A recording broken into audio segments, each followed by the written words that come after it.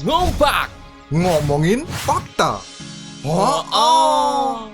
Oke, kula nuwun, permisi. Jadi, halo adik-adik manis, kembali lagi bersama saya Cendol Ijo Paijo. Sama seperti yang kita bahas sebelumnya ya, kita masih membahas tentang Baru Klinting. Ingat, naga ya, Baru Klinting. Secara umum, sosok Baru Klinting ini biasa digambarkan sebagai seekor ular raksasa atau naga raksasa yang menjadi penghuni sebuah telaga, danau, atau rawa. Eits, tapi tahukah kalian?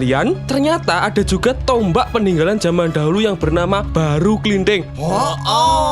Di dalam Keraton Yogyakarta terdapat dua pusaka peninggalan Kerajaan Mataram Islam yang sampai saat ini menyimpan banyak misteri. Pusaka tersebut adalah tombak Kanjeng Kiai Pleret dan tombak Kanjeng Kiai Baru Klinting yang konon dibuat dari batu meteor. Sama kayak keris Muganten kemarin ya, terbuat juga dari batu meteor. Dimana penggunaan batu meteor sudah lumrah digunakan oleh para leluhur dalam pembuatan pusaka. Walaupun memang masih dibutuhkan penelitian lebih mendalam tentang hal ini. Dan menurut cerita, pusaka tombak Kanjeng Kiai Baru Klinting ini adalah senjata andalan Kerajaan Mataram pada waktu itu, yang saat itu dimiliki oleh Ki Ageng Mangir Wonoboyo yang pernah memberontak kepada Panembahan Senopati. Ki Ageng Mangir tidak mau tunduk di bawah kekuasaan Mataram. Saat itu Ki Ageng Mangir adalah penguasa wilayah Mangir dan dia merasa berhak untuk tidak tunduk karena daerahnya merupakan daerah perdikan. Tombak Baru Klinting menurut legenda merupakan titisan dari naga Baru Klinting yang dihukum oleh ayahnya yaitu Ki Ageng Mangir Wonoboyo karena dia gagal melingkari Gunung Merapi.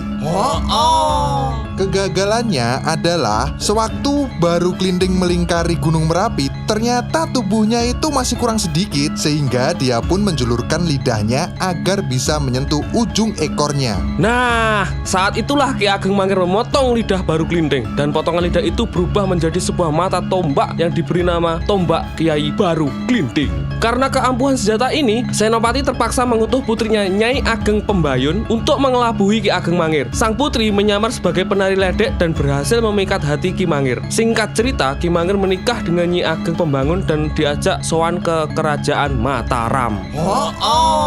Di hadapan Senopati, dia duduk bersimpuh dan bersembah sebagai tanda penghormatan. Ketika kepala Ki Ageng Mangir hampir menyentuh lantai, Panembahan Senopati langsung meraih kepala menantunya itu dan membenturkan ke kursi singgasana yang disebut Watu Gilang. Ki Ageng Mangir pun tewas seketika. Selanjutnya, senjata pamungkas ini akhirnya dimiliki oleh keturunan Panembahan Senopati, yaitu Sultan Agung Hanyokrokusumo. Kehebatan tombak Baru Klinting ini sudah teruji sewaktu dipakai abdi dalam Sultan Agung yang bernama Ki Nayadharma, yaitu Lurah Kapedak, saat berperang melawan Adipati Pragola II yang memberontak terhadap kekuasaan Mataram. Sang Adipati yang dikenal tak mempan senjata pun akhirnya dapat dirobek oleh tombak Baru Klinting ini. Selain Kiai Pleret dan Baru Klinting, terdapat juga keris-keris pusaka keraton peninggalan Mataram yang dimiliki Keraton Yogyakarta. Di antaranya Kanjeng Kiai Ageng Kopek. Keris ini hanya boleh dikenakan oleh Sultan sendiri, lambang perannya sebagai pemimpin rohani dan duniawi. Menurut tradisi, keris ini dibuat pada masa Kerajaan Demak dan pernah dimiliki Sunan Kalijaga. Selain itu, ada keris Kanjeng Kiai Joko Piturun yang hanya boleh dikenakan oleh putra mahkota Keraton Yogyakarta.